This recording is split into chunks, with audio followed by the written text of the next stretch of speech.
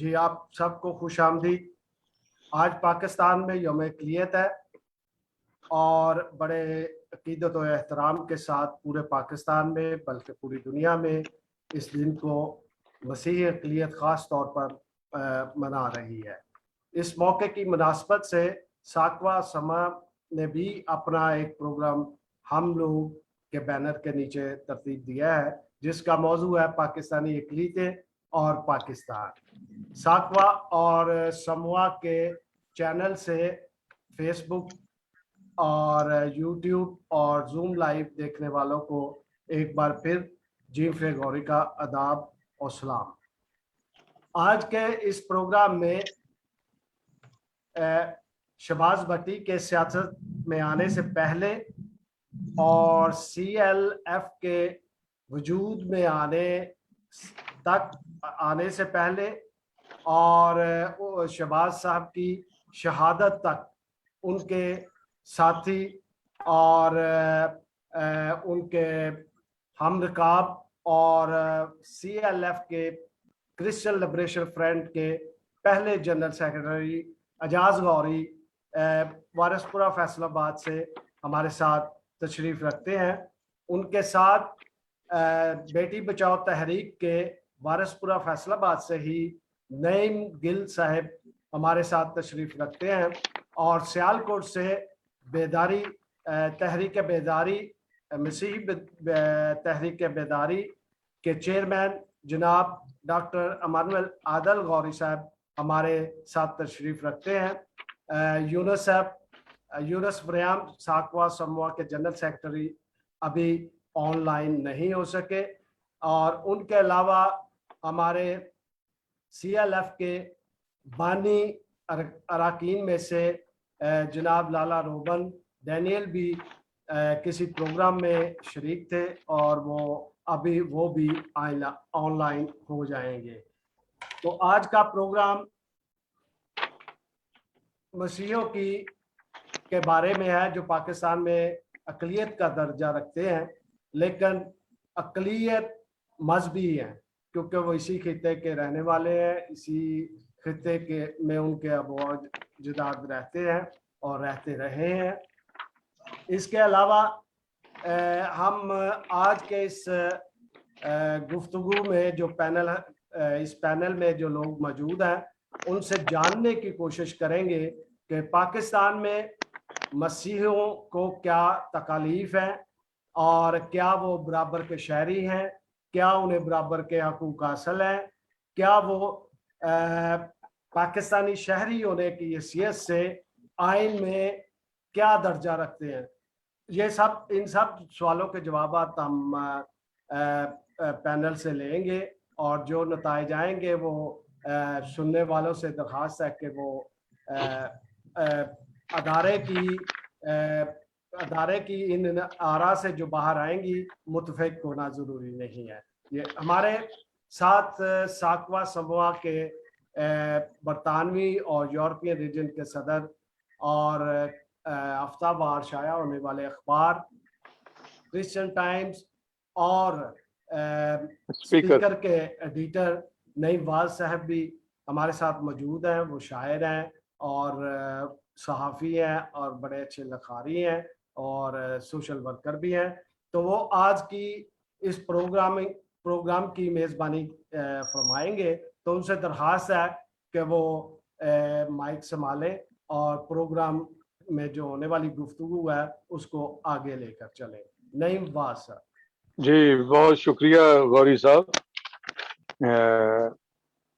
जैसा कि मेरे जो मोअज़्ज़ज़ मेहमान हैं जिनका तारुफ गौरी साहब करवा चुके हैं, आप जानते हैं कि हमारे आज का जो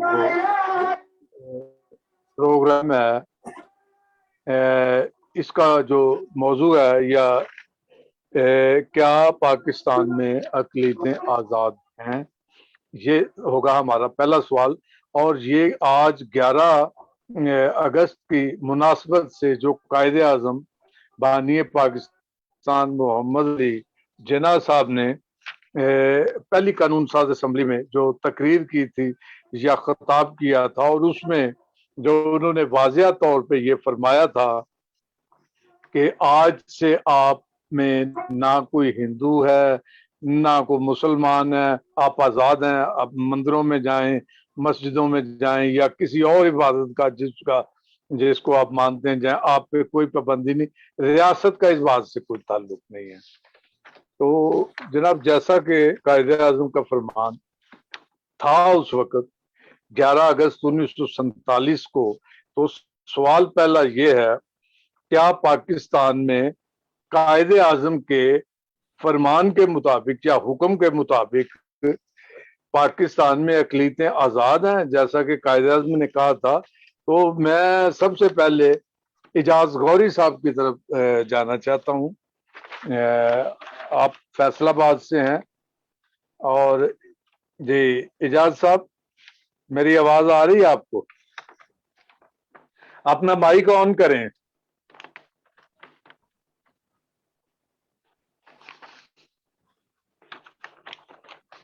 उनके माइक एजाज का गौरी शायद साहब, आपका आवाज नहीं आ रही।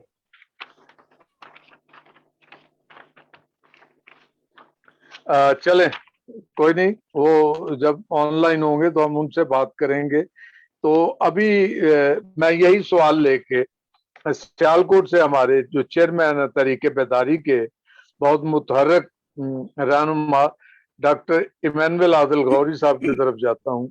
और डॉक्टर साहब, आप बताएं हमें, पाकिस्तान के फरमान के मुताबिक और उनके हुक्म के मुताबिक 11 अगस्त की उनकी तकरीर के मुताबिक क्या अकलीतों को तमाम हकूक हासिल हैं जिनका वादा किया था पाकिस्तान बानिए पाकिस्तान ने? थैंक यू वेरी मच नाइम साहब कि आपने बड़े मुनासिब वक्त पर मुनासिब प्रोग्राम का एहतमाम किया है।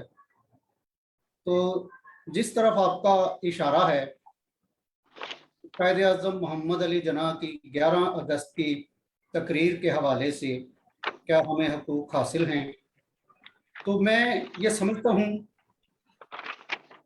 कि कायदे-ए-आज़म मोहम्मद अली जना की वफ़ात के साथ ही उनके जो फरमूदात थे उनको भी दफना दिया गया था। अगर हम तारीख के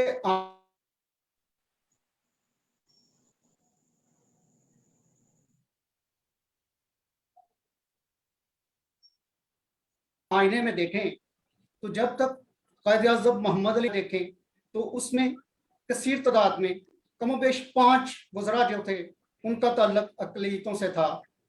इसी तरह अगर हम उनके दौर में देखें, अगर हम उनके पाकिस्तान में देखें तो उनके 2 पहले आर्मी चीफ जो थे उनका ताल्लुक मसीही बरादरी से था। उनके दौर में चीफ जस्टिस भी पाकिस्तानी क्रिश्चियन था। तो मैं समझता हूँ कि जब कायदे-ए-आज़म की वफ़ात के बाद आइन में करारदादे मकासिद का इजाफा हुआ तो उसके बाद हमारी आज़ादी जो है वो सल्ब कर ली गई। आज हमें जो आज़ादी हासिल है वो ना तो कायदे-ए-आज़म के विजन के मुताबिक है और ना ही मुरतब करदा आइन के मुताबिक है।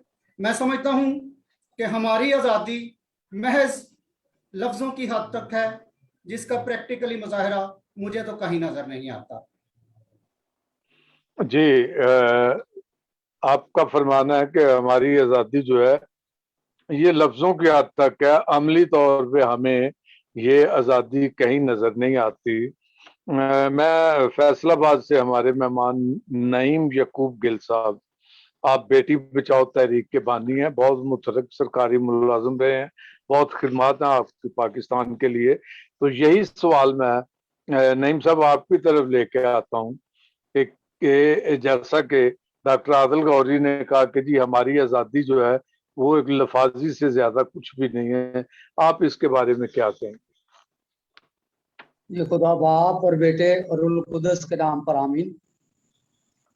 ये सबसे पहले तो मैं साकवा और समूवा का बहुत नहायत शुक्रगुजार हूँ, और उसके बाद जीफ गौरी साहब का और जनाब नईम वाज साहब का कि उन्होंने 11 अगस्त के हवाले से हमें यहाँ इकट्ठा किया। और मैं बहुत ही एहतराम से तमाम पैनल में दोस्त जो हैं उनका भी उनको भी सलाम पेश करता हूँ। आदिल गौरी साहब हैं सियालकोट से और एजाज गौरी साहब फैसलाबाद से, उनकी खिदमत में भी सलाम पेश करता हूँ। थैंक तो यू। आज का आपका जो सवाल है कि क्या पाकिस्तान में मजहबी अक़लियतें आज़ाद हैं, तो इसके लिए मैं अर्ज करता चलूँ कि ये बिल्कुल, मैं समझता हूँ कि पाकिस्तान में मजहबी अक़लियतें आज़ाद नहीं हैं, क्योंकि जब तक मजहबी अक़लियतें मुआशी, सियासी, कानूनी, आइनी और समाजी बराबरी के बगैर हमारी आज़ादी जो है ना वो अधूरी है। और यही मेरा जवाब है कि जब तक हम इन तमाम चीज़ों में बराबर के शरीक नहीं होंगे, उस वक्त हमारी आज़ादी जो है वो बेमानी है। क्योंकि कायदे आज़म बानी पाकिस्तान में यही फरमाया था कि तमाम लोग बराबर के शहरी होंगे और उनको तमाम हकूक हासिल होंगे। तो नईम साहब, आइन में तो दर्ज है, आइन के मुताबिक तो हम बराबर के शहरी हैं, लेकिन आप कह रहे हैं कि हम नहीं हैं। जी बिल्कुल, मैं ये कह रहा हूँ कि हम नहीं हैं। जब तक हमें ये तमाम चीज़ें कायदे आज़म बानी पाकिस्तान के फरमान के मुताबिक नहीं मिल जाती, हमारी आज़ादी जो है ना वो अधूरी है। नईम साहब एक यानी आपका कहना है कि अमलन ये है। सब कुछ हमें मुयसर नहीं है। नहीं, नईम आपकी साहब, सर बारी। जी जी फरमाए। साहब एक मिनट के गिल साहब दुरुस्त फरमा रहे हैं कि आईने पाकिस्तान में जब हम देखते हैं तो काफी चीजें कंट्राडिक्शन है। मतलब सदर नहीं हो सकता, की पोस्ट पे गैर मुस्लिम नहीं हो सकता, इसलिए मेरा ख्याल है कि गिल साहब का इशारा इस तरफ है। जी नहीं गौरी साहब, बरा करम आपकी बारी आएगी, आप अपनी बारी पे बोलना। अभी नईम साहब से बात हो रही है, जी जी, तो जरा उनसे हम उनके ख्यालात सुन लें। तो नईम साहब, जैसा कि अभी ये बात हो रही है कि अमलन जो ग्राउंड रियलिटी है वो बिल्कुल मुख्तलिफ है। जो कुछ आइन में लिखा है उसके मुताबिक अकलीतों को हकूक नहीं, और इससे वाजिया भी है ये बात कि जिस तरह मसीही बच्चियों को, नाबालग बच्चियों को अगवा किया जाता है, दूसरे चौथे दिन जनाब उनका निकाहनामा भी आ जाता है, और फिर बदकिस्मती से जो पुलिस है वो मुकम्मल तौर पर जानबदार होती है, वो मसीहों की बात नहीं सुनती। तो ये इस करता चलूं नईम साहब, एक मिनट जरा। मैं देखे ना जी, जब एक नाबालग बेटी होती है, बच्ची होती है या बच्चा होता है, उसका शनाख्ती कार्ड नहीं बन सकता, उसका ड्राइविंग लाइसेंस नहीं बन सकता अगर 12-13 साल की बच्ची हो, तो फिर उसका जो है वो ये कैसे हो सकता है कि उसका एक ही दिन में निकाह भी हो जाए और उसकी शादी भी हो जाए और उसका मजहब भी तब्दील हो जाए। ये तमाम चीजें जो बिल्कुल। हाँ, तो ये इस किस्म की जो मामला आता है, अभी हम आगे भी दोबारा आएंगे आपकी तरफ। जी गौरी साहब, इजाज गौरी साहब मौजूद हैं? इजाज गौरी साहब, आपका माइक नहीं खुला, आपकी आवाज नहीं आ रही।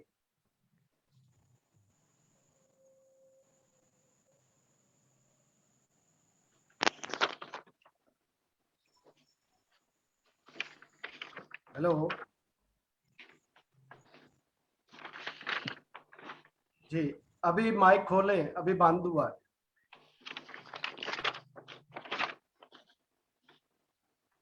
जी एयरफोन लगा लें।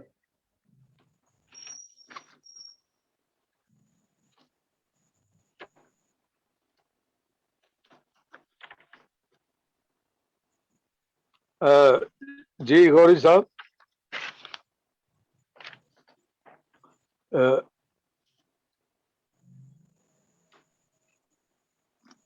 जी हेलो एजाज गौरी साहब,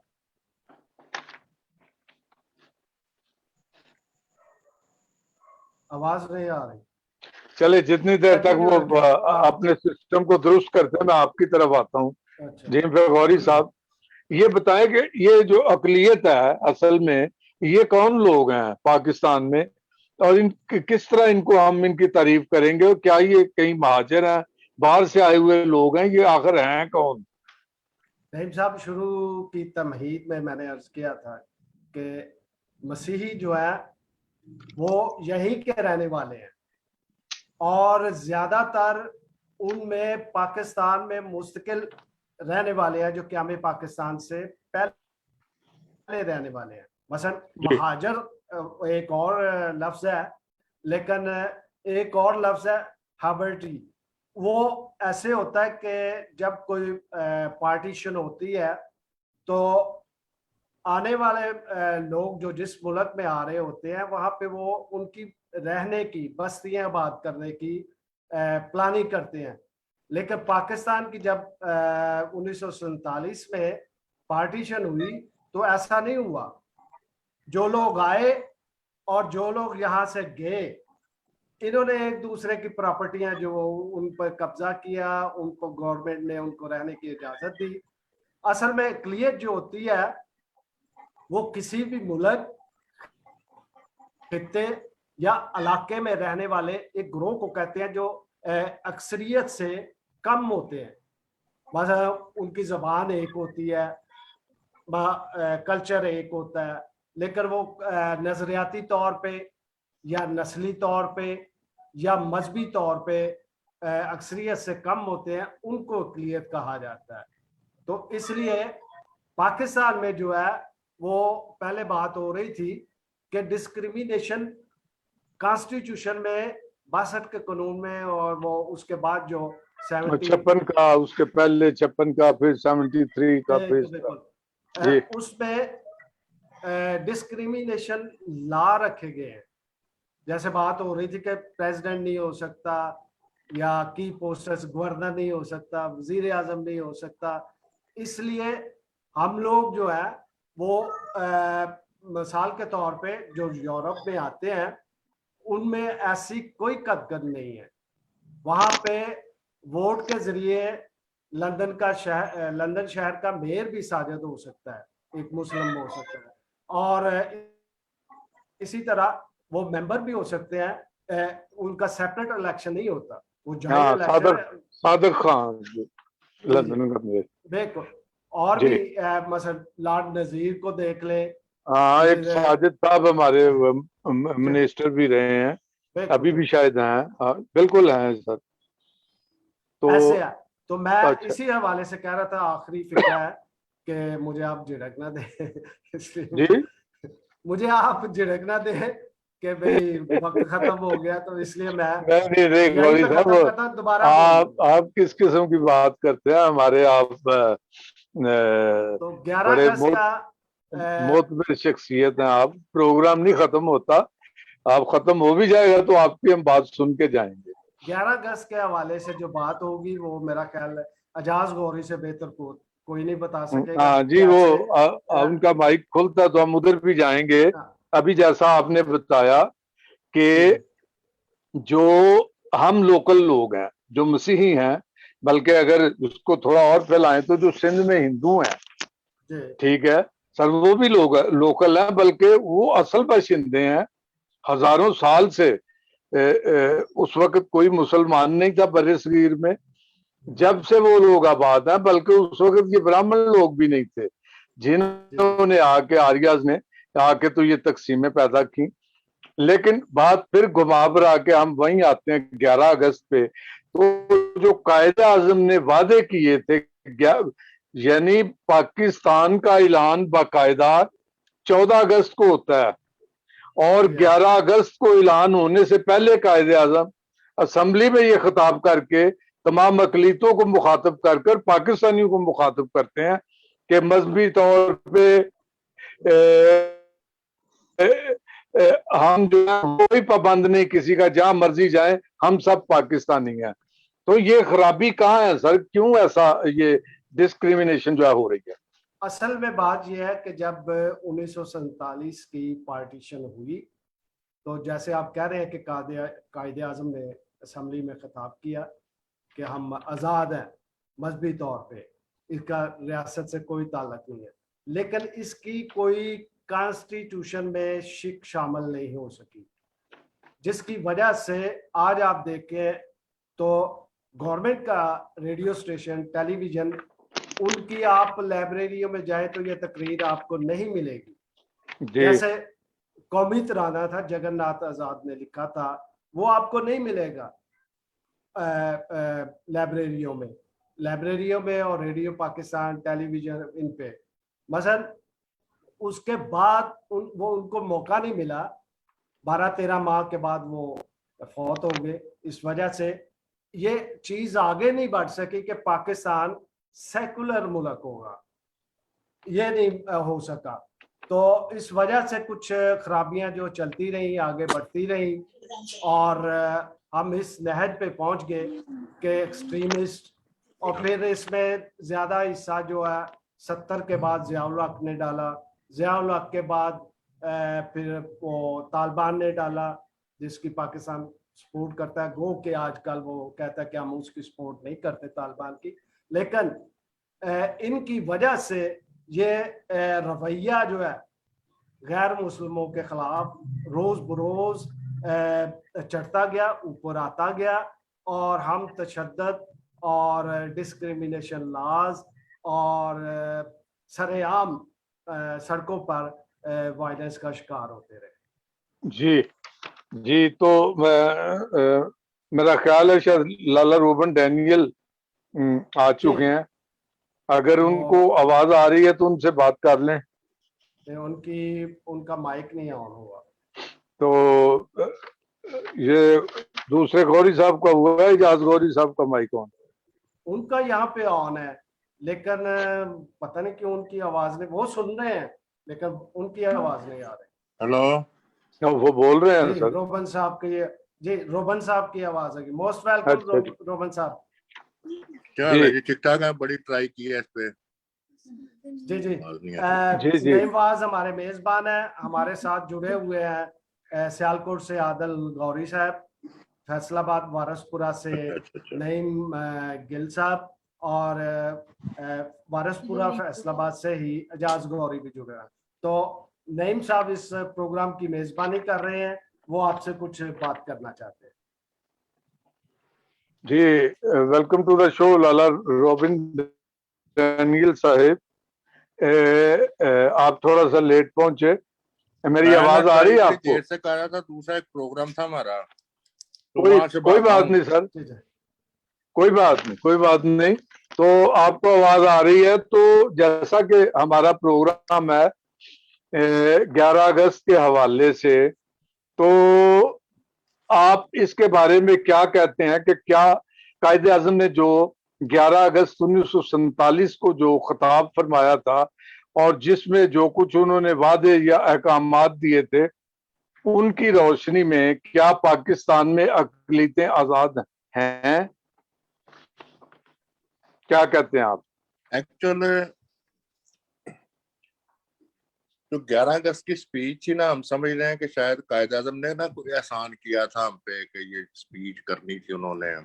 और कई लोग कहते हैं जी ये चूंकि सेकुलर थे, तो कायदे आज़म सेकुलर थे तो इस हवाले से है। और मैं समझता हूँ कि कायदे आज़म ने जब पाकिस्तान बनाना शुरू किया था, तो हो सकता है तब दो कौमी नजरिया हो, लेकिन ग्राउंड रियलिटी जो थी वो बिल्कुल मुख्तलिफ थी। एक बंदा जो दो कौमी नजरिया लेके चला है, उसको क्या जरूरत थी कहने की कि यहाँ पे रंग नस्ल मजहब का कोई इम्तियाज नहीं होगा। वो इसलिए कहा कि यहाँ पे किसी ने भी दो कौमी नजरिए को ना माना। यूनियनिस्ट पार्टी के लोग जब पंजाब से भागे तो उनको मसीहों का सहारा लेना पड़ा। इसी तरह जब बलोचिस्तान में बात हुई तो उन्होंने कहा कि वसाइल की यकसा तकसीम की बात करें।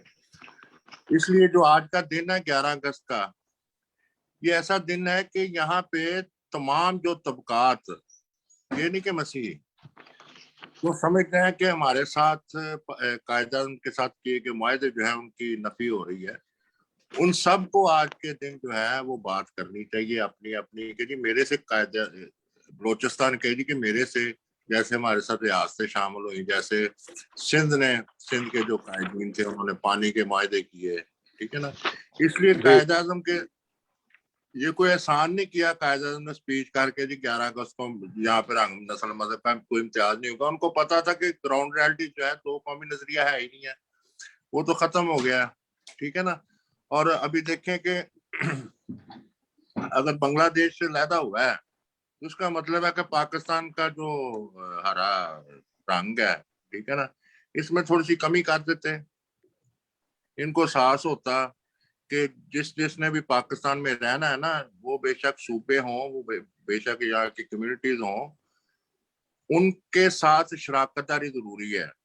ये नहीं कि एक ने ताकतवर बन के बैठ जाना और दूसरे ने कमजोर ही रहना है। कमजोर बात करेगा उसके बाद इनकलाब लेके आएगा, ये बात है। जी, इसमें चलते चलते एक और बात सर मैं करना चाहता हूं। जैसा कि आज यौम अक़लियत पाकिस्तान भर में, पाकिस्तान से बाहर भी इस दिन को मनाया जा रहा है, लेकिन इसमें हम ये देखते हैं कि जो खास तौर पे मसीही कौम है, ये तकसीम है। कुछ लोग या कुछ ग्रोह या ग्रुप जो है इसको बतौर एहतजाज इस दिन को मना रहे हैं, और कुछ जो हैं वो इजहार तशक्कुर के तौर पे मना रहे हैं। आप किस साइड में हैं लाला जी? देखें जी, कोई भी दिन जो है, जब कोई त्यौहार आता है, बेशक वो ईद का त्यौहार हो या कौमी त्यौहार हो, उसका मकसद ये है कि जिस हवाले से वो त्यौहार है उस पे खुल खिला के बात की जाए, ठीक है ना। इसका मकसद ये होता है। तो अगर आज 11 अगस्त है और कायद आज़म की स्पीच के हवाले से और ये कहा जा रहा है कि आज मिनॉरिटी डे है, तो मिनॉरिटी ने खुल के तजाजन बात ही करनी है ना, ठीक है ना। जो कम्युनिटी आपने आपको समझती है कि मैं दबा हुआ हूँ, अगर उसको एक दिन मिला है कि वो उस पर अपनी बातें कर सके, अपने सामने कायद आज़म के साथ किए गए जो वादे तो गोया आप समझ थे, लें कि हमें हम एक जी प्रोग्राम था, मैं वो पे बात कर रहा था कि सुने, कायदे आजम ने जब हमायत हासिल की है अपना एसपी सिंघा साहब से, ये लायलपुर होता था फैसलाबाद से पहले, यहाँ पे किंग्स गार्डन जिसको कहते हैं कंपनी बाग, वहां पे जब आखिरी मायदा हुआ है कि जब यूनियन पार्टी के बंदे भाग गए और ये हुआ कि जी क्रिश्चियन के जो 3 वोट हैं इससे पाकिस्तान जो है पंजाब जो है पाकिस्तान के हिस्सा बनने का, तो कायदे आजम ने कहा था फैसलाबाद में, लायलपुर तब था, कि अगर आज मसीह जो हैं वो पाकिस्तान बनाने में अपना किरदार अदा करते हैं, तो मैं आपको यकीन दिलाता हूं कि ना सिर्फ पाकिस्तान के मुसलमान बल्कि पूरा आलम इस्लाम हमेशा आपका जो है वो शुक्रगुजार रहेगा। तो इस दिन को देखें, मेरी बात सुने, इस दिन को ऐसे मनाना है, ये तो दिन मनाने का नहीं है, ये याद दहानियों का दिन है कि हमने याद दहानियां करानी है कि हम कोई यहाँ पे उगे हुए नहीं है कि जी हम किसी गमले की पैदावार है, ठीक है ना। हमने पाकिस्तान बनाने में कायद आज़म की शराकतदारी की है और हम उस शराकतदारी के बदले में अब तो ज्यादा आम बातें होने, अब उधर भी मैं ये बात करके आऊं कि शराकतदारी ये नहीं है कि जी मुझे शनाख्ती कार्ड दे दिया है। शराकतदारी ये है कि मुझे शहरी और ज़रूरी ज़मीनें अलॉट की जाए। मैंने कायद आज़म के साथ मुकम्मल शराकतदारी की है, जैसे दूसरे सूबे, दूसरी रियासतें जिन्होंने पाकिस्तान में शामिल हुई थी, जैसे वो कहती हैं कि यहाँ के वसाइल की जो हिस्सेदारी है, अपना यहाँ के जो वसाइल है उसमें से हमें बराबर की हिस्सेदारी। तो हम बतौर मिनॉरिटी और बतौर क्रिश्चियन तो खासकर हम पंजाब हुकूमत से और कायद आज़म के साथ शराकतदारी की, तो उसके मुताबिक हैं कि जी हमें उसमें हमारी हिस्सेदारी, क्योंकि ये एक ऐसी माँ है कि जी मेरी शराकतदारी नहीं है, दूसरों की शराकतदारी है, ठीक है ना। भी मैं अपना वही किरदार अदा किया जो दूसरों ने किया। यानी अब ये कहते हैं, अब डिस्क्रिमिनेशन। बहुत दफा बात होती है कि जी वो जी लाला रूबन, अच्छा उनका वो डिस्कनेक्ट हो गए हैं। तो मैं यही सवाल लेके डॉक्टर आदिल गौरी साहब आपकी तरफ आता हूँ। 11 अगस्त के मामले में आपको क्या लगता है कि हमारी जो मसीही कौम है ये तकसीम है कि कुछ लोग कहते हैं एहतजाज किया जाए, योम एहतजाज मनाया जाए, कुछ लोग जैसा अभी लाला रोबन डैनियल कह रहे थे कि उनको याद कराया जाए कि हमारे भी हकूक हैं। आप इस सिलसिले में क्या कहते हैं? मैं आपकी इस बात से इत्तफाक करता हूँ कि मसीही कौम इस हवाले से 2 हिस्सों में तकसीम है। हम जैसे जो कौम परस्त हैं वो तो कहते हैं कि ये दिन याद दहानियों का दिन है, और अगर इसकी अहमियत को देखें तो ये महज एक अलामती दिन के तौर पर मनाया जाता है, क्योंकि 73 साल से जो हमारे मसाइल थे वो ना पहले हल हुए थे, और 2012 से जब से हम मिनॉरिटी डे मना रहे हैं, ये मिनॉरिटी डे मनाने वाले हमें बता दें कि इस दिन के हवाले से उनने कौन से मकासद हैं जो हासिल कर लिए हैं जिनकी बुनियाद पर हम इस दिन को मनाएं। मैं समझता हूँ कि हमें इस दिन को यौम एहतजाज के तौर पर ही मनाना चाहिए और हुकूमत को बावर कराना चाहिए कि हमारी भी यहाँ कोई हैसियत है जिसे तस्लीम किया जाना चाहिए। जो लोग मना रहे हैं वो हुकूमती टट्टू हैं, वो हुकूमती पिट्ठू हैं, वो हुकूमत को राजी करने के लिए ये दिन मना रहे हैं, वो बैनुल अक़वामी तौर पर ये साबित करने के लिए ये दिन मना रहे हैं कि यहाँ अक़लियतें आज़ाद हैं, यहाँ उन्हें तमाम हकूक़ हासिल हैं। लेकिन प्रैक्टिकली अगर देखा जाए तो ऐसा कुछ भी नहीं है। इस दिन की हुकूमत के नज़दीक क्या अहमियत है? पिछले साल इस दिन को सरकारी तौर पर मनाने का ऐलान किया गया, लेकिन ये क्या कि जब वज़ीर आज़म हाउस में मिनॉरिटी डे की तकरीब हुई तो वज़ीर आज़म मौजूद नहीं थे। यहाँ तक कि जब कमिश्नर हाउस में ये तकरीब मुनक्कद हुई तो कमिश्नर साहब नहीं थे। सियालकोट में जब DCO सियालकोट ने हमें इन्विटेशन दिया 1 घंटा पहले कि आज सरकारी तौर पर मिनॉरिटी डे मनाया जाएगा, तो जब हम वहाँ पहुँचे तो खुद DCO साहब वहाँ मौजूद नहीं थे। तो किस तरह से ये दिन सरकारी तौर पर मनाया जा रहा है? और अगर मैं आज के दिन की बात करूँ तो आज हुकूमत पाकिस्तान की तरफ से हमारे जो अक़लीती नुमाइंदे हैं वो तो मिनॉरिटी डे मनाते फिर रहे हैं, लेकिन हुकूमत की तरफ से कोई ऐसा रिस्पांस नहीं दिया गया। हालांकि आज हमारे साथी इस्लामाबाद में प्रोटेस्ट कर रहे हैं, मुल्तान में, फैसलाबाद में आप कर रहे हैं, लेकिन हुकूमत के कानों पर जूं तक नहीं रीगी कि किसी एक मुतालबे के हवाले से उन्होंने कहा हो कि जी इस दिन हम आपका ये मुतालबा मानने के लिए तैयार हैं। तो मेरे नज़दीक ये दिन महज एक अलामती दिन है जिसकी कोई हैसियत नहीं है। जी, तो ये आप कहते हैं कि ये एक अलामती दिन है, और बड़ी खूबसूरत आपने बात की कि आज के दिन के हवाले आपकी तरफ दोबारा। पाकिस्तान कोई वाहिद मुल्क नहीं है कि जिसमें मिनॉरिटी डे मनाया जाता है। हमारे साथ भारत में 19 दिसंबर को मनाया जाता है, चाइना में 19 दिसंबर को मनाया जाता है, यूरोप के दीगर ममालिक में मनाया जाता है। उस दिन अक़लियतों को इकट्ठा करके पूछा जाता है, जैसे कि चाइना में हम इसे मिनॉरिटी फेस्टिवल का नाम देते हैं। तो मिनॉरिटी फेस्टिवल में वहाँ पे 25 मिनॉरिटीज हैं, उनको इकट्ठा किया जाता है, उनसे पूछा जाता है कि आप के मसाइल हैं क्या, और फिर उनके मसाइल के हल के लिए लाहे अमल तरतीब दिया जाता है। तो यहाँ तो हमें पूछा ही नहीं जाता कि आपका मिनॉरिटी डे आया था और आकर गुजर गया है।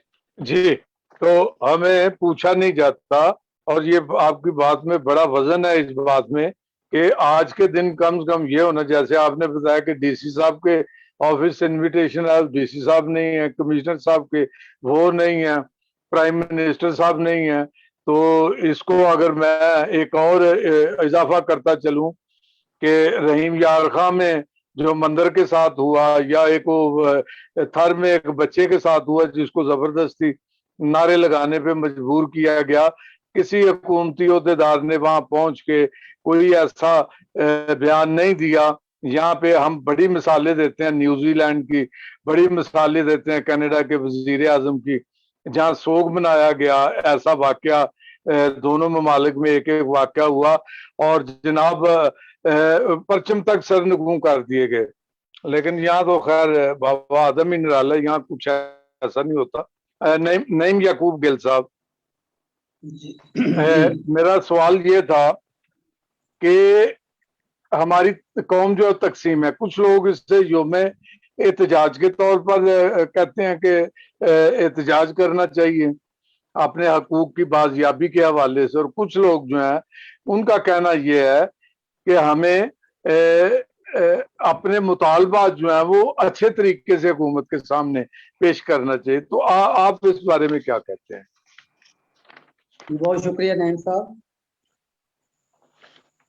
इसमें ना जी आपने दुरुस्त फरमाया कि यहाँ दो ग्रोह या दो शक्लों में लोग जो है ना इसको तस्लीम करते हैं या इसको सेलिब्रेट कुछ करते हैं, कुछ एहतजाज करते हैं। तो हमारा मौक़िफ़ ये है कि जैसा कि आज ही फैसलाबाद में बेटी बचाओ तहरीक और लेबर कौमी मूवमेंट ने मिलकर हमने हकूक़ अक़लियत मार्च किया, चन्योट बाजार से लेकर प्रेस क्लब तक।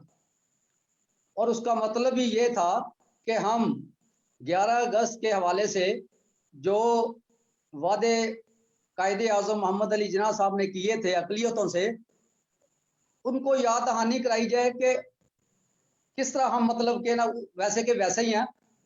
और ये मार्च भी, ये प्रोटेस्ट सम्मिलें, एहतजाज सम्मिलें, और हम समझते हैं कि उस वक्त तक हमारे हकूक अधूरे हैं जब तक हमें वो चीज़ें नहीं मिल जाती जब तक जो कायदे आज़म मोहम्मद अली जिन्ना साहब ने हमारे साथ वादा किया था। तो जैसा कि देखे ना जी, आज के दिन से मैं बात करना चाहता हूँ कि रहीम यार खां में हिंदू भाइयों का एक जो इबादत गाह थी, मंदिर था, उसको आग लगाई गई, उसको तबाह बर्बाद किया गया। तो उसके लिए मैं उनसे, हिंदू भाइयों से अज़हार हमदर्दी भी करता हूँ और मजम्मत भी करता हूँ उन लोगों के लिए जिन्होंने ये काम किया है। और खुसूसी तौर पर मैं चीफ जस्टिस साहब का भी शुक्रिया अदा करता हूँ कि उन्होंने बर वक्त सो मोटो लेकर वो सारा काम मुकम्मल करवाया, और वजीर आज़म साहब का भी, क्योंकि उन्होंने भी एक एक्शन लिया, लेकिन उन लोगों को अभी तक कोई सजाएं नहीं मिली। तो हम समझते हैं कि हमारे हकूक जो है ना वो उसी तरह के उसी तरह हैं। हमारा मकसद आज के दिन का जो ये है कि हम इसको बतौर याद दहानी जो है ना वो कराएं कि हमारे हकूक अभी तक हमें मिले नहीं। और खुसूसी तौर पर हम बात करते हैं जब हमारी मासूम बच्चियों को जिनसी ज्यादती उनसे की जाती है, उनका मजहब तब्दील किया जाता है, उनका निकाह किया जाता है और कम उम्र ही में। और मैं समझता हूं कि ये बहुत बड़ी ज्यादती है, जुल्म है, इंसानी हकूक की खिलाफ वर्जी है, संगीन खिलाफ वर्जी है, जिसके खिलाफ आज हमने एहतजाज किया है। बेटी बचाओ तहरीक इसकी हामी है कि जब तक हम अपनी बेटियों को तहफ़्फ़ुज़ नहीं कर सकते, पाकिस्तान की बेटियां हमारी सबकी बेटियां हैं, और ये हम समझते हैं कि बेटियां सबकी सांझी होती हैं। बेटी खा मुस्लिम हो, हिंदू हो, मसीही हो, सिख हो, या उसका किसी भी मजहब या नस्ल से या मसलक से तल्लुक़ हो, बेटियां सबकी सांझी होती हैं। तो मैं समझता हूं कि जब तक हम इस दिन को एहतजाज के तौर पर या उन याद दहानियों के तौर पर ना मनाएंगे तो हमारी जो आज़ादी है वो भी अधूरी है और हमारे हकूक भी जो है ना वो अधूरे हैं। जी, जब तक हम याद दहानी हुकूमत को नहीं करवाते रहेंगे, हमारे जो हकूक हैं वो हमें मुकम्मल तौर पर नहीं मिल सकते, ये अधूरे हैं। जीम पे गौरी साहब जी, आप मुझे सुन पा रहे हैं? जी जी, मैं सुन रहा हूँ। अच्छा, आपकी तस्वीर नहीं आ रही। तो सर, जैसा अभी बात हो रही है इस मौजू पे कि हमारे कम्युनिटी में दो ग्रुप हैं, वाज़िया तौर पे तकसीम नजर आती है। कुछ लोग इसको कहते हैं कि हमें इस पे शदीद एहतजाज करना चाहिए 11 अगस्त के हवाले से, और कुछ लोग जो है वो कहते हैं कि हमें मैदान में रह के अपने मुतालबात दोहराने चाहिए और उनको बावर कराना चाहिए कि भाई जो कायदे आज़म ने वादा किया था सिर्फ 11 अगस्त का दिन ये अनाउंस कर देना नहीं, इसके साथ कुछ मुतालबात भी हैं वो आप कब पूरे करेंगे, क्या कहते हैं आप? नईम साहब बहुत शुक्रिया कि असल में बात यह है कि कायदे आजम की वफात के बाद ही सारा कुछ सिलसिला जो है इस्लामाइजेशन का वो शुरू हो चुका था। तो जी आप बात कर रहे हैं कि 2 ग्रुप 11 अगस्त पे बन चुके हैं। ये यूनिवर्सल लॉ है और क्या कहते हैं कि नेचुरल है, कुदरती बात है कि अच्छाई और बुराई साथ साथ चलते हैं, मतलब अंधेरा रोशनी भी साथ साथ चलते हैं, तो एक दूसरे की शिनाख्त होती है। इसलिए ग्रुप्स में 2 ग्रुप्स नहीं बल्कि काफी धड़े हैं जो मुख्तलिफ तरीके से अपनी बात को मनवाना चाहते हैं। मसलन पहली मिसाल तो आप अपने लीडरान की ले लें, कौमी असम्बली के मेंबरान की ले लें कि वो सिलेक्टेड है, मतलब इलेक्टेड नहीं होते। नहीं, इसलिए 11 अगस्त के हवाले से आप जरा थोड़ा मैं रोशनी उसकी डालिए। उसी की मिसाल दे रहा हूँ, उसी की मिसाल दे रहा हूँ नईम साहब, आप पूरी जी जी बात सुने। जी सर जी। मैं इसी हवाले से बात कर रहा हूँ कि वो सिलेक्टेड नहीं होते, इलेक्टेड होते हैं। मतलब अगर आप अपनी बात मनवाना चाहते हैं तो आप अगर लोगों की वोट से आते हैं असेंबली में तो फिर अपनी बात मनवा सकते हैं। एक ग्रुप जो है वो कहता है कि नहीं जी, कम से कम हमारी शराकत तो हो रही है असेंबलियों में, कुछ फैमिलियां तो डेवलप हो रही हैं उसकी वजह से।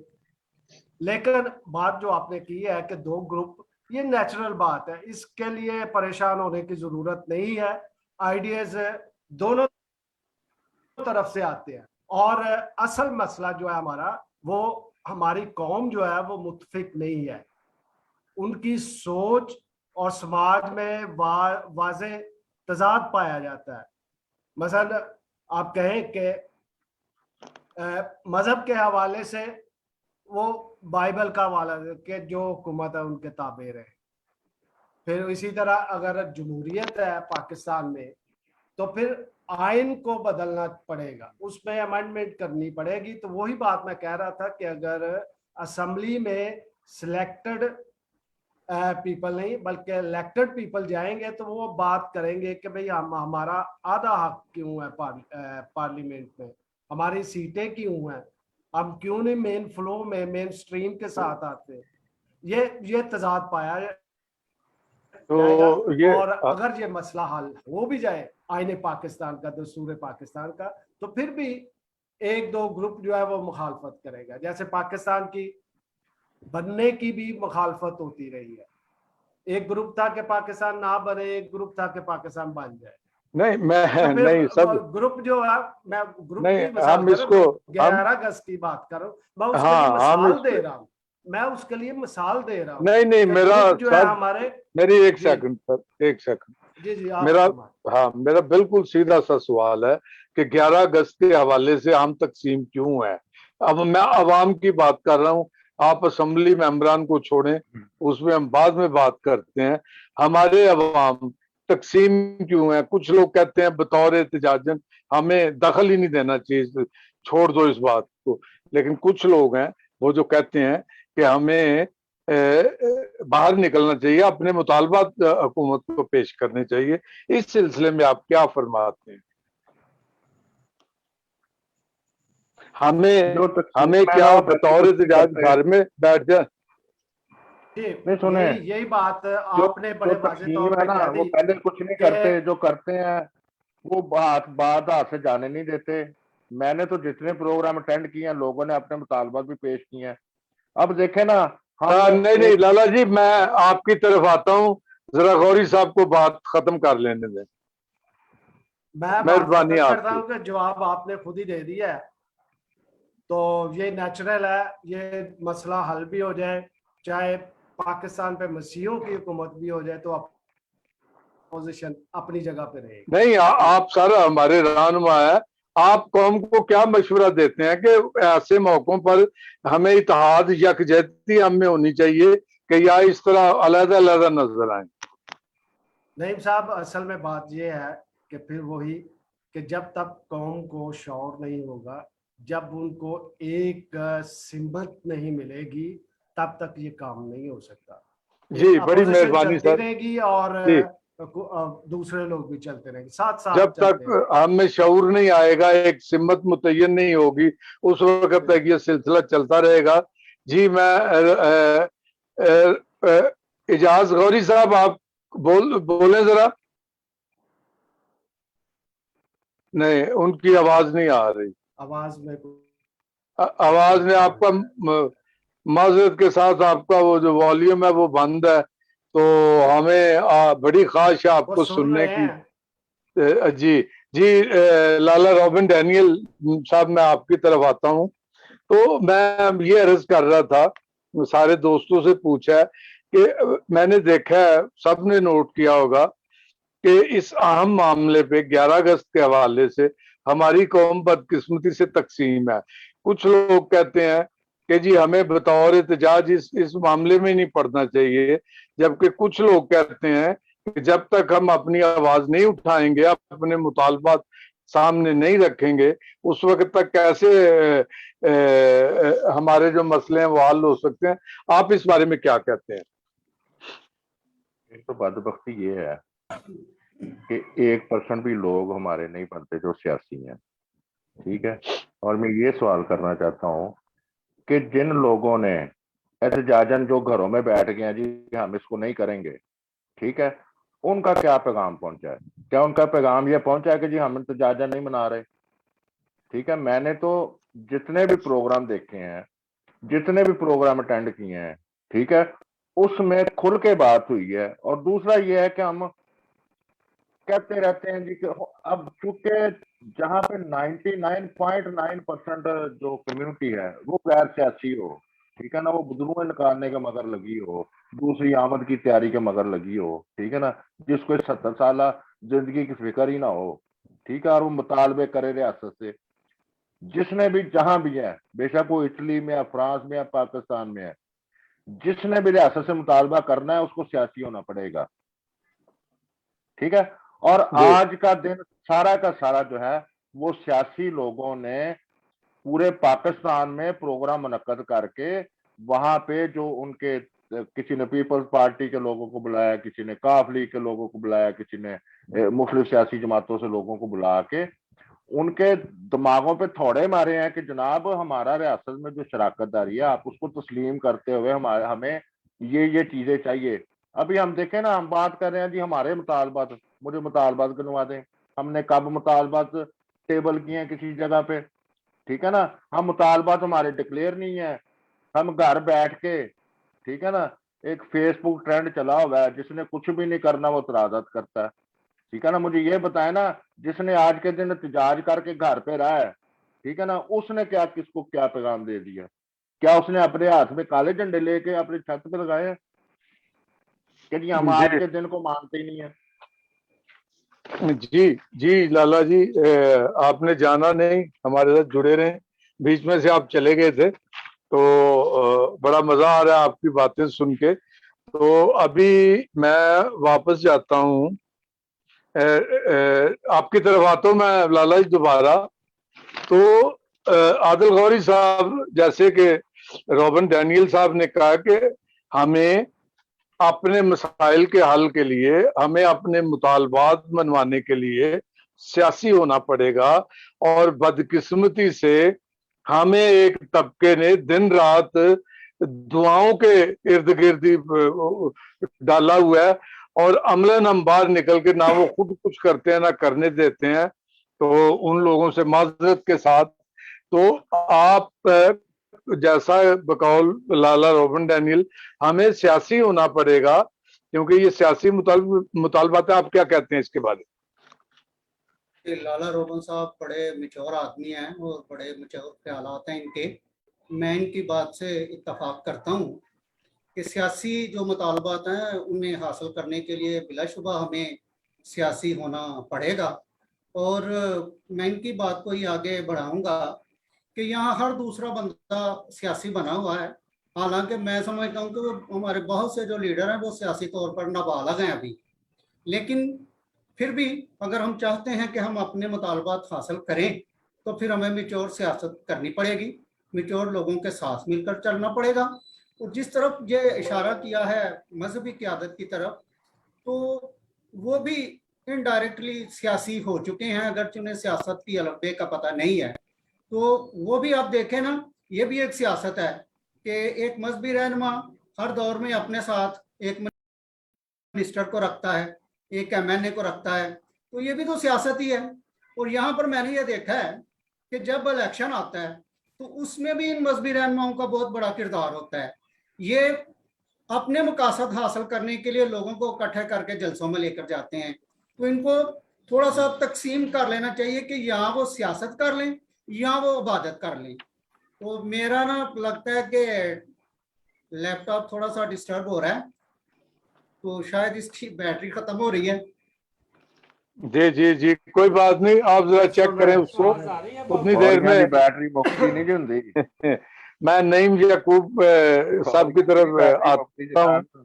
सारी यही सवाल आपके साथ है जो कि हमें अपने मुतालबात मनवाने के लिए। आप लोगों को जी एजाज साहब, आपकी आवाज आ गई है, आ गई है, अभी आते हैं जी आपकी तरफ। हाँ, आप जारी रखें। ठीक है जी, तो नईम साहब के हमें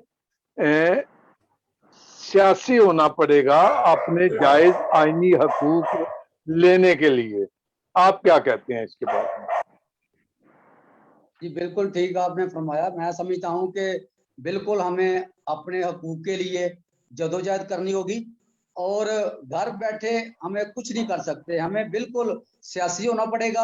और हमारी मजहबी जो क़यादत है, जो चर्चेज हैं, उनको भी ये अपना अपना किरदार अदा करना पड़ेगा इन हकूक के लिए, इस जद्दोजहद के लिए। क्योंकि अक्सर होता है कि हमारे मजहबी रहनुमा जो है ना, वो कहते हैं कि हम सियासी लोग नहीं हैं,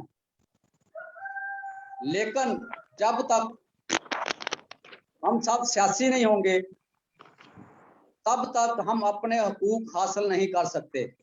हमें सियासी लोगों से राब्ता करना पड़ेगा। अगर हमने कोई कानून साजी भी करवानी है तो वो सियासी लोगों के जरिए करानी पड़ेगी, सियासी जमातों के जरिए करवानी पड़ेगी।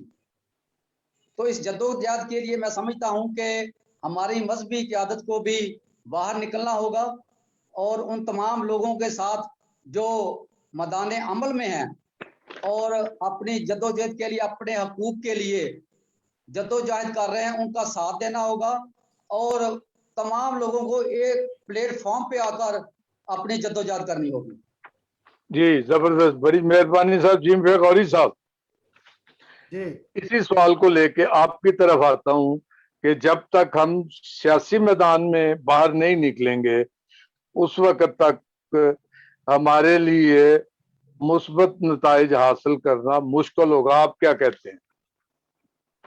जी बिल्कुल बिल्कुल। फिर इसके बाद मैं इजाज गौरी साहब की तरफ जाऊंगा। बिल्कुल ऐसा ही है कि क्योंकि पाकिस्तानी मुआशरे में और ख़ास तौर पर मसीही कम्युनिटी में मोहब्बत और सोच और समाज के बारे में नज़रिया कोई वाज़ेह नहीं है।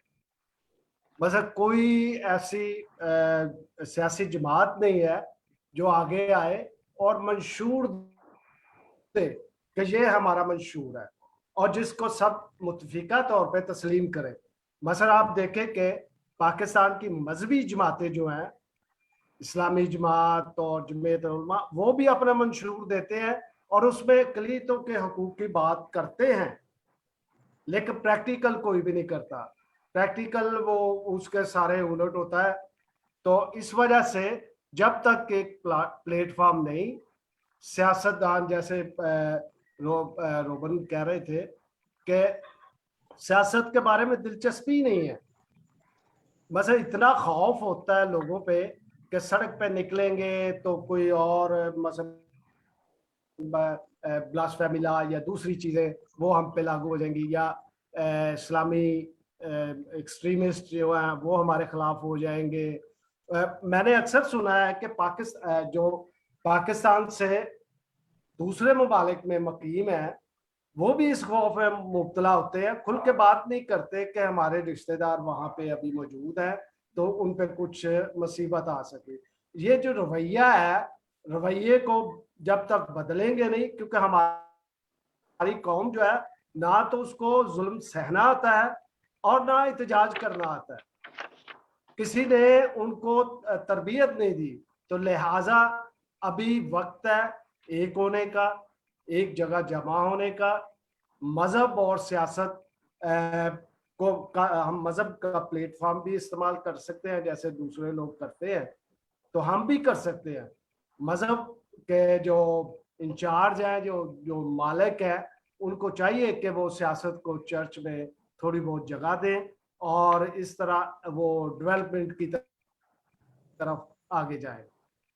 जी सर, जी बड़ी मेहरबानी। इजाज साहब, आपको मेरी आवाज आ रही? इजाज साहब आ रही है?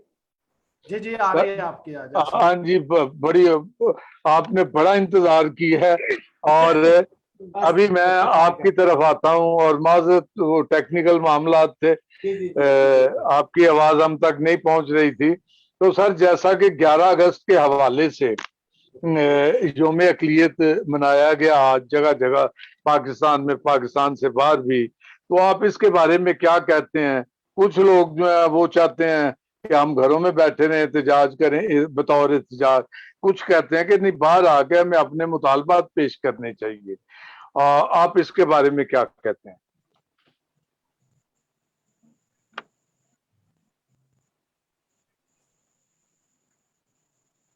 जी सर, इजाज साहब। तस्वीर और आवाज दोनों गायब हो अच्छा, चले, हम बदकिस्मती हमारी, हम उनको नहीं सुन पा रहे। लाला रोबन डैनियल साहब, मैं आपकी तरफ आता हूं और ये हमारा आखिरी राउंड होगा। ये हमने बड़ी सैर हासिल बहस की 11 अगस्त के हवाले से, अपने मसाइल के हवाले से, अपनी कमजोरियों के हवाले से भी। तो मेरा सवाल ये है कि क्या हमें जानबूझकर तकसीम किया जाता है? कुछ ऐसी ताकतें हैं जो हमें इकट्ठा नहीं होने देती। इसके बारे में आप क्या कहते हैं और तमाम मसाइल का हल क्या है हमारे पास? ये सर दो बातें हैं, आप इनका जवाब दें। असल में बात ये नहीं है कि हम अलग-अलग हैं, ठीक है। हम मुख्तलिफ फोरम्स पे काम कर रहे हैं, ठीक है ना। कभी ना कभी किसी इशू पे हम इकट्ठे भी हो जाते हैं, पहली बात ये है। दूसरी, अभी आपने बात की थी कि अपना कुछ सियासी जमात हमारी, ठीक है, बात सुने, हमारा थिंक टैंक होना चाहिए।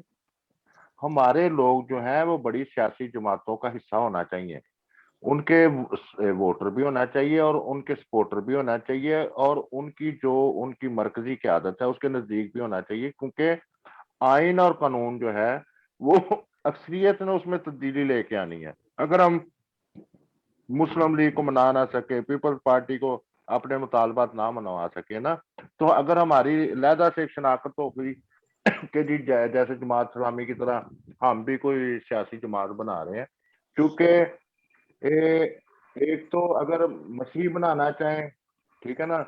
अब मैं आपको बताता हूँ कि पंजाब के 66 हल्के हैं एनए के, जहाँ पे क्रिश्चियन माइनॉरिटी वोटर जो है वो असरअंदाज होता है, ठीक है।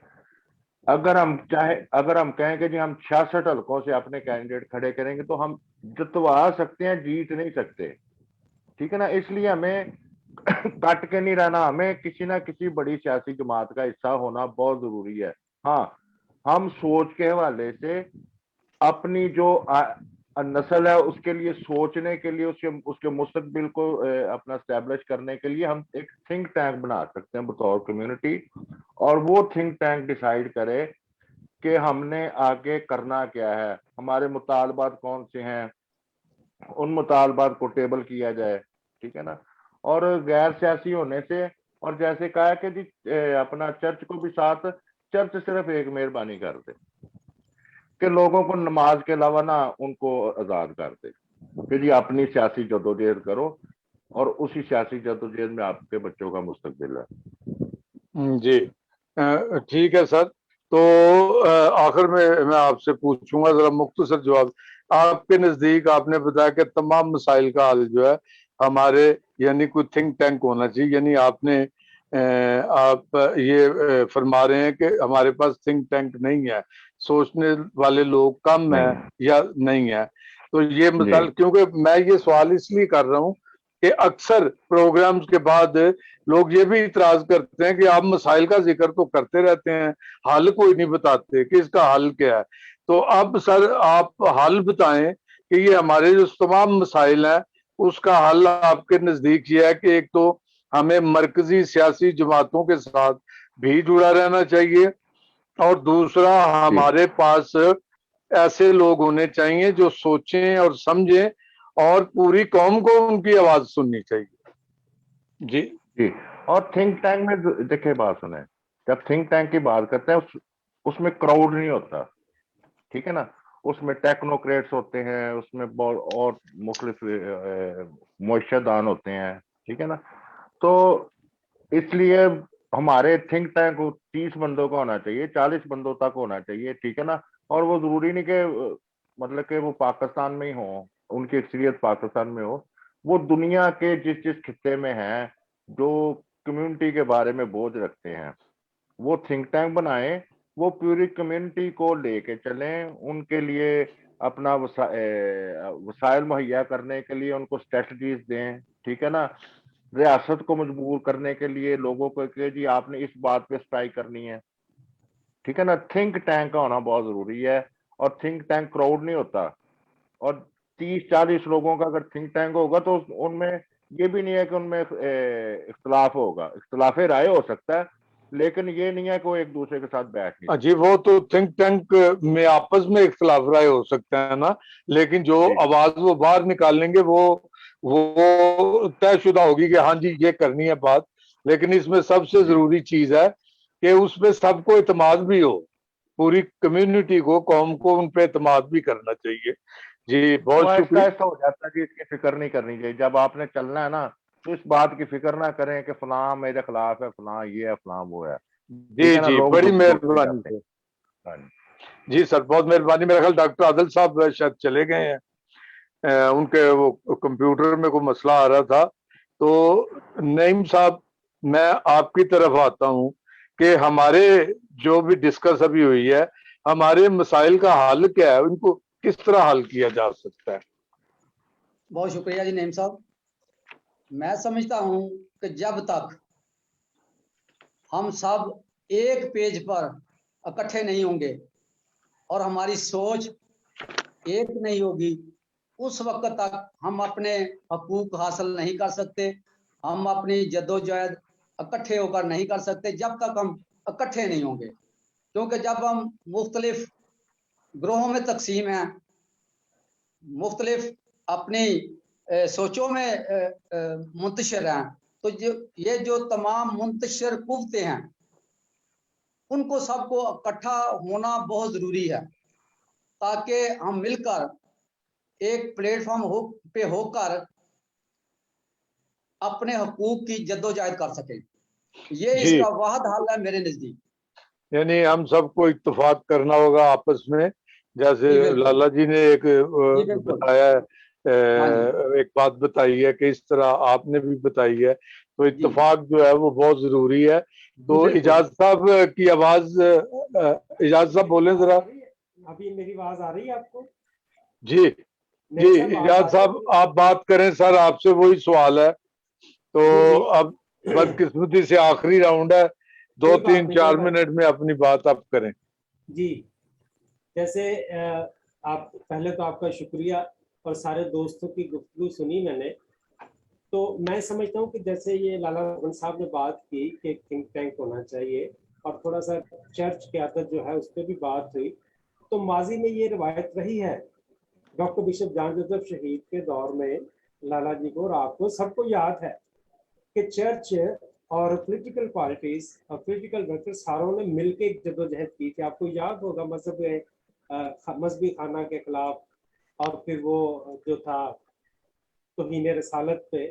तो जॉन जोसेफ पूरे चर्च को लेके बिशप ऑफ फैसलाबाद थे, चले थे, और हम CLF उनके साथ थे, वो हमारे साथ थे। और अब भी वैसा एक माहौल पैदा हो सकता है, सिर्फ ये है कि अब जो लाला जी जिस हवाले से बात कर रहे थे, पता नहीं जो मैं समझा वही है कि ये जो मजहबी लोग अब सियासत से लोगों को हटा के तो किसी दूसरे मिनिस्ट्री और ये वाले मामला में लेके उनको ज्यादा पसंद है। तो मैं समझता हूँ कि ये जो थिंक टैंक वाली बात लाला जी ने की है ना, ये मुश्किल नहीं है, ये हो सकता है। और माजी में जब 1988 में हमने CLH शुरू की थी तो हमने तो चर्च को भी साथ लेके और पूरा पाकिस्तान इकट्ठा हो गया, और इसकी बहुत सी मिसालें आपको CLF की सारी हिस्ट्री का पता है। और मजहबी लोग भी हमारे प्रोग्राम में आते थे और सियासी लोग भी आते थे, और एक जद्दोजहद बन गई थी। वो तो चंद कुछ ऐसी वजूहात और हादसात हो गए कि वो प्रॉपर काम नहीं कर सके और हम लोग बिखर गए, तो इस वजह से। लेकिन उसको दोबारा किया जा सकता है, अभी भी लोगों में जोश और जज्बा है।